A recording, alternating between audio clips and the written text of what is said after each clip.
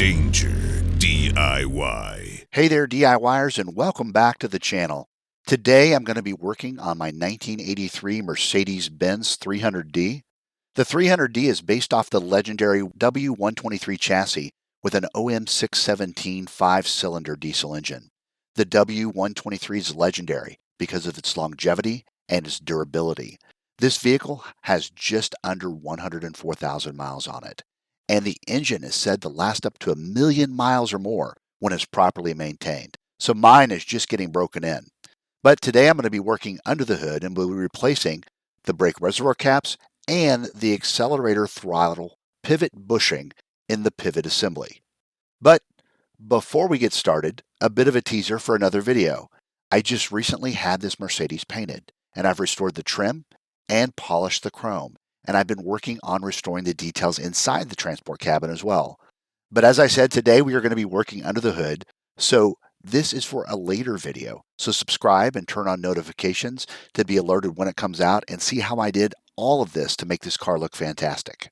So I just finished changing out the brake reservoir caps above the master cylinder, and will also be working on replacing the throttle accelerator pivot bushing. These sills, as you can see, are cracked and they're in bad need of replacement.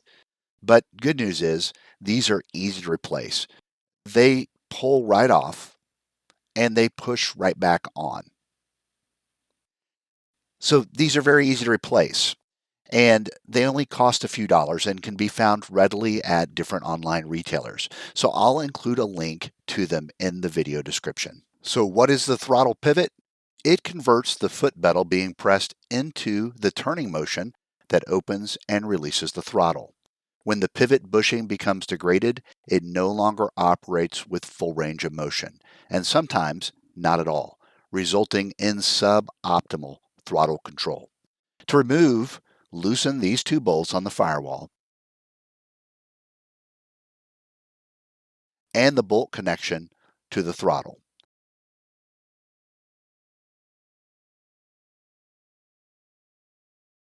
And then there's one linkage to a rod from the foot pedal that is pried off on the lower left side of the part. It pushes back on after. After the pivot assembly is removed, the back parts may come apart depending on how badly your bushing was degraded, or you may have to remove the retention clip at the very back and then just slide everything off. The original bushing design has some inserts in them, and when I redesigned the part, I designed out those extra bushings and made mine just like the part I had seen but not yet received from eBay. But it would be easy to make the design to use the bushings if you wanted to in Fusion just by modifying my original files. I uploaded these 3D files for this part to Thingiverse, and I'll include a link to it in the description.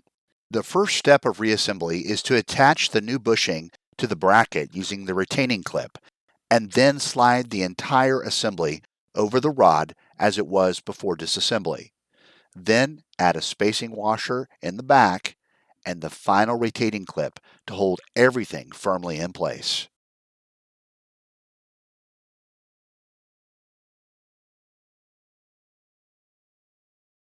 Now, I just happen to have an extra one of these, the $30 one from eBay.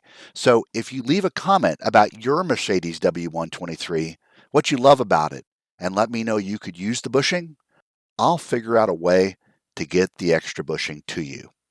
Reattach all the bolts and the accelerator rod to the assembly and test it by moving the throttle assembly to simulate pushing the foot pedal.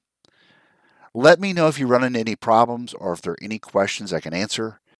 As always, thanks for watching the video. I'd sure appreciate a like, a comment, and a subscribe if you have the time and inclination to do so. Thanks again, and see you next time. Danger DIY. Like, subscribe, and turn on notifications.